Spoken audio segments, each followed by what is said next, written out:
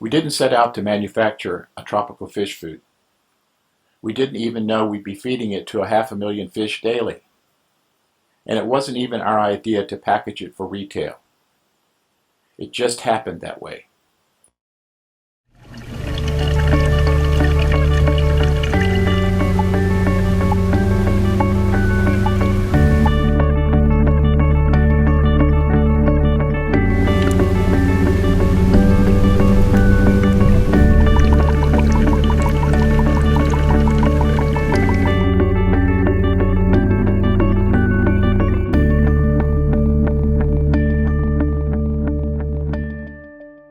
One of the challenges we faced when we first moved this facility in 1974 was the sheer size of what we ended up with now, is that the feeding could take one employee 6 hours minimum to feed it.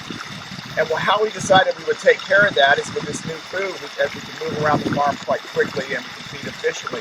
But the volume of this place, if you want to take a look at it, we're standing on one corner of the property, and it's a 5-acre piece of land. And we've got several, I don't even know how many anymore, several thousand 300-gallon tanks, all the way up to 6,000-gallon tanks, which is what you're looking at, from 16 by 16. And just feeding them efficiently is a major, major job. When we first moved here, the only foods available were trout chow, catfish chow, and it was very inefficient, very poorly made. It was just an industrial-grade food. So over the years, we've spent time developing the product that you're seeing now in the Xtreme formula. And it's not like we sat down and scientifically came up with this food. What it was a kind of a do it one time, see the results, they're great. Do it again another time, add other results, it was even better. Forget an ingredient or run out of it, and then notice 2 months later it was a problem, and put it all together to come up with, over the last 40 years, with a product that is exactly what we need on our farm. So our whole goal on the farm was to have the premium ingredients that we could have in this food, the best we could get, because we need premium results here on the farm.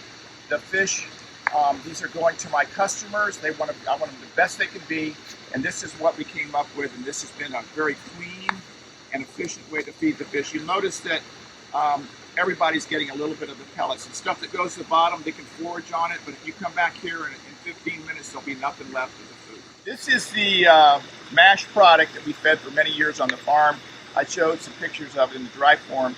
We used to mix it up in a big 60-quart pizza dough mixer.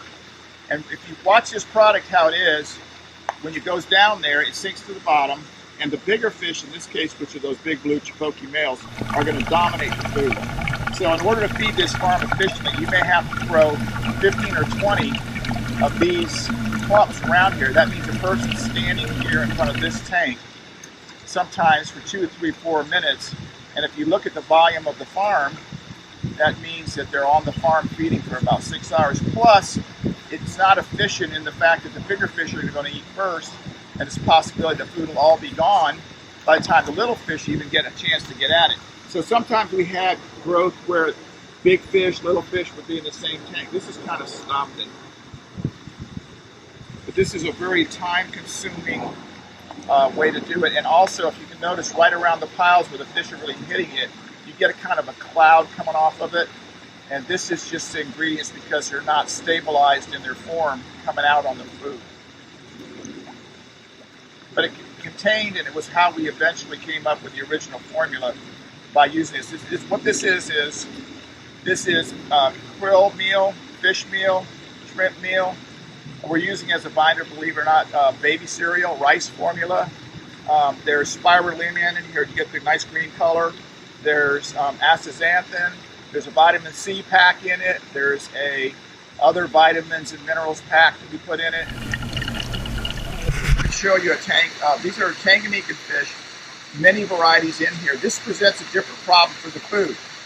The fish have to find this food is attractive to them. One of the things we're dealing with is they're not used to having this many people around standing the tank. But you can see that even these Tanganyika fish are going to go after this food, and different varieties are going to eat it.